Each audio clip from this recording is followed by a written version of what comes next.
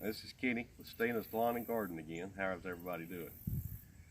Today is September the 23rd, and honestly the last 2 weeks have probably been the hottest and driest of the summer. We keep hoping for a fall break. What I'm going to do today is something that I probably shouldn't do, but I'm going to do it anyway. We're going to plant some maple trees.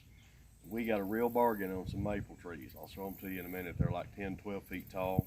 We got them at Home Depot for half price. They were just getting rid of them. And I know I should probably keep them in the pots a little longer, but I decided to go ahead and put them out. I think if we put plenty of water on them, they'll be fine. Here's one right here.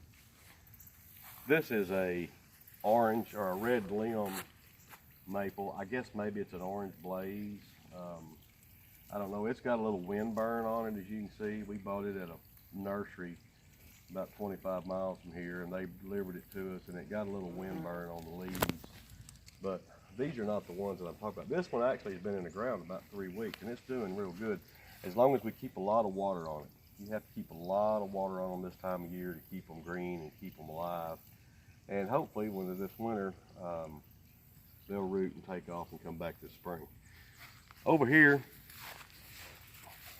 let me show you over here. Hello, Dodger. This is where our big oak tree was, and we kind of disguised it. We've got a huge stump there that's about 4 feet across. You can't see it, thank the Lord, but we've kind of disguised it with flowers, with sun patience around it, sweet potato vine, crepe myrtle. This is one of the maple trees that we've bought. We've got 4 that are identical to this. They all look great, pretty, healthy, tall, straight. Great trees. I couldn't pass up the price on them, so we're going to go ahead and put them in the ground. I went ahead and dug a hole here. The hole was a little bit difficult because we've got so many roots, tree roots that came off of that oak tree. But from what I understand, maples don't like a lot of grass around them, so we'll be building a bed, a flower bed around this whole thing, including this and on out to the street. And this whole thing right here will be flower bed next year. Christina's brought me some fertilizer. First thing I did was dig a hole the right size for the ball that we had. Took a while to dig that because of the tree roots. First thing I'm going to do is grab a little fertilizer, throw it in the hole. This is just nothing but granular triple 13. Got to be a little bit careful with triple 13. I've learned some valuable lessons with this stuff. It has burnt some stuff. But anyway, we'll just go ahead and stick it in the ground. Oh, actually, first, Christina, would you bring me that water hose? Here we go. First thing you should do is fill your hole up. Fill it completely up with water and let that fill up and see how long it takes it to drain. If it drains fairly fast, you're okay. If it holds water, you're going to need to amend it with something to get it to drain. Maybe put some gravel in the bottom or some sand or something to get, because they don't like sitting just in water all the time.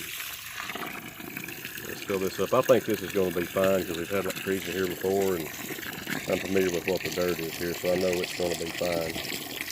Let me go ahead and fill it up with good water. This time of year, all your flowers get to looking bad. You miss a day of watering, especially these that are in the pots. You miss a day and the bottoms turn brown, and it's hard to ever get them to recover from that. You just have to do the best you can. I know I'm not the only person in the world that has trouble with that. That's why we're doing this channel, to let people know that you're not the only one that has problems. It'll hurt. Not these sun plates, it's not near as bad. My wife just said, don't spray water on your sun patient flower blossoms. Here's the reason, and I don't know if sun patients are as bad or not, but impatiens, which are the shade variety of those that don't get near as big as the sun patient. Something about the tap water, I don't know if it's the chlorine in it or the fluoride in it or whatever it is, the tap water makes the petals on the flowers turn pale and look bad. And so she said don't do it to the sun patients. I don't think it does it as bad to these, but it does on the impatiens. So when you water impatiens in the ground, just water around the base of them. Try not to get it up on your blooms.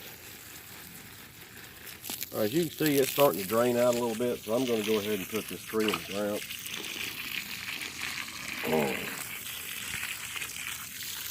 Get it fairly straight as I can. Push it on down into the ground.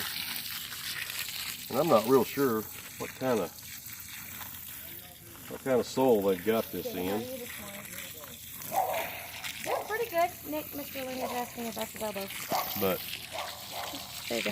Picture's in about the Bobo. anyway, there we go. So, you see me plant my tree, and I'll show you the other ones here later on. I don't want this to be too long. People get bored. So, anyway, signing off. See y'all later.